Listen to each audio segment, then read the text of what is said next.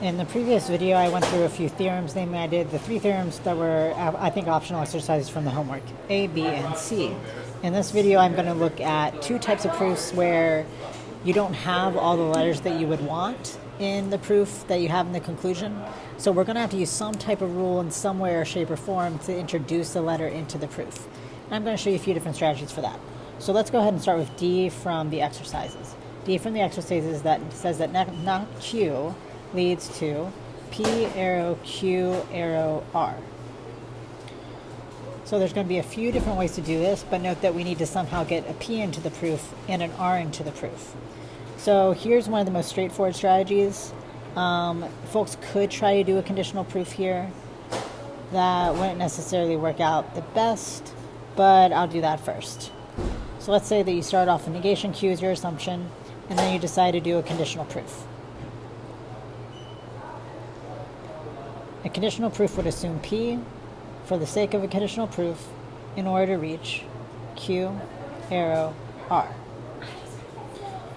So one of the things that folks might be tempted to do is they might be tempted to try to use, I believe it's going to be material implication or SI 51, which would allow you to go from, in this case, negation Q to Q arrow R.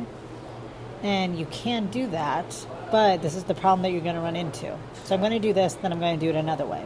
So let's say that we decide to do that. We decide to say that we get Q arrow R from line 1 via substitution instance. This is going to be 51, also known as material implication.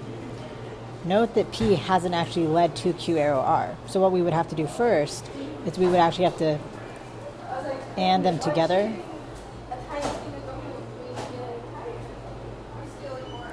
Then we'd have to break it apart. And then we'd be able to say that P leads to Q arrow R. 2, 5, conditional proof. To see why we had to do this, let's look at the assumption numbers. We write an assumption number that matches the line number for every assumption that we are given or that we introduce. That gets a 1, that gets a 2, that gets a 1, that gets a 1 and a 2, and that's why we had to do it this way. Otherwise, the 2 would never have come into contact with this Q arrow R's claim. And then the 1, 2 stays for 5, and then we finally get to discharge the 2 in line 6. I wouldn't recommend doing it this way. Why? Well, because there's a shorter way to do it. So I'm going to do it the shorter way, and then I'm going to do it another way. So let's say that you didn't like having to more or less do a contamination rule. What you could do instead is you could start off negation Q in line 1. You could know that from that you can get Q arrow R SI, and this is just material implication, also known as SI 51. And then we can look at SI 50. SI 50 says that if we have one thing, we get to stick whatever we want in front of it. So if we want a P, cool. We can get that.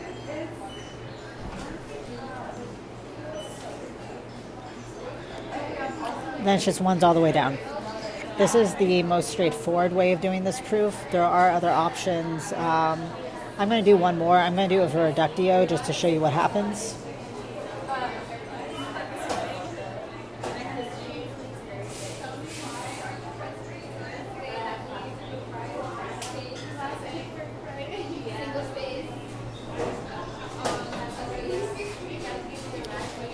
Then negated arrow turns into P and not Q arrow R.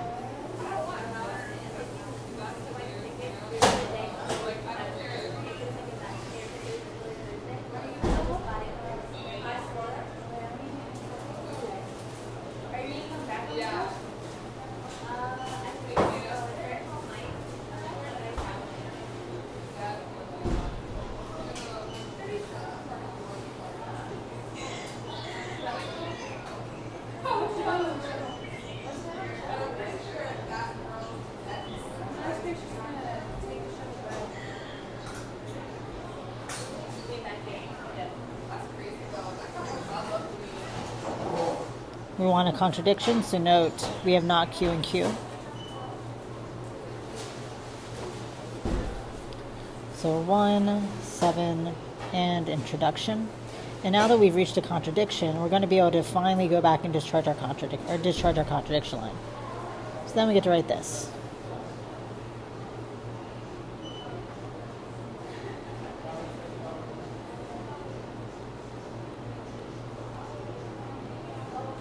So notice that this is a lot longer than the other one. So this is why knowing how to use that sequence sheet is actually pretty important. It can make this a lot shorter.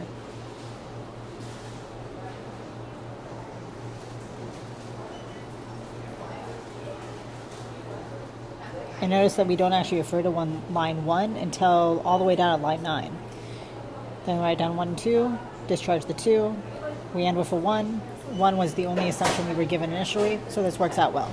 But again, notice this is 11 lines, this was 3 lines, and this was 6 lines.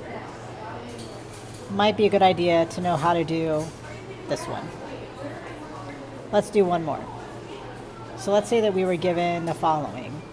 P, not P, therefore Q. What this one's trying to show you is that anything leads to a contradiction. So I'm going to show you the shortest way to do this one. Start with P. Start with not P. These are both assumptions. Go ahead and use wedge introduction to wedge introduce the Q onto the P. 1, wedge introduction. And then between line 2 and 3, you have a disjunctive syllogism.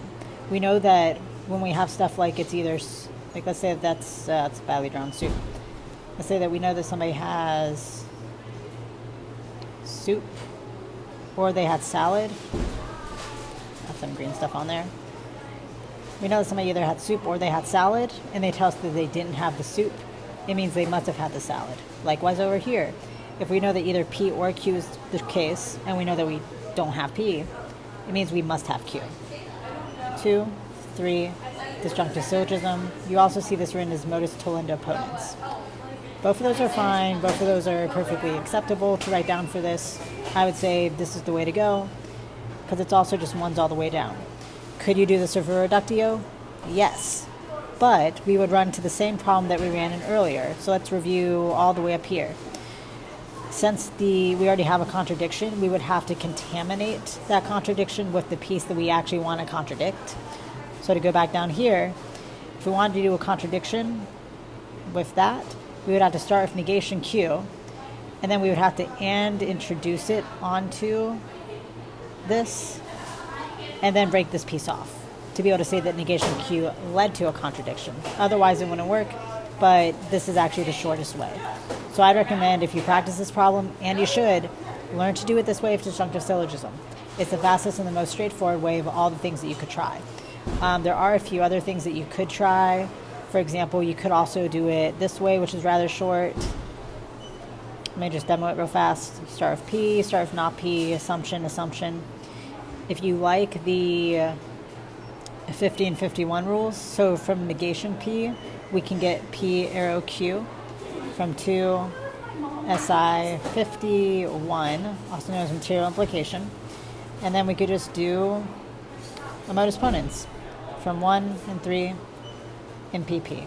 That would still be 1s, 2, actually I screwed this one up earlier. That's a 1, that's a 2, and then that's a 1 and a 2. 2, 2, 1 and 2. I would recommend practicing these problems. And also, mind your assumption columns. Don't do what I did.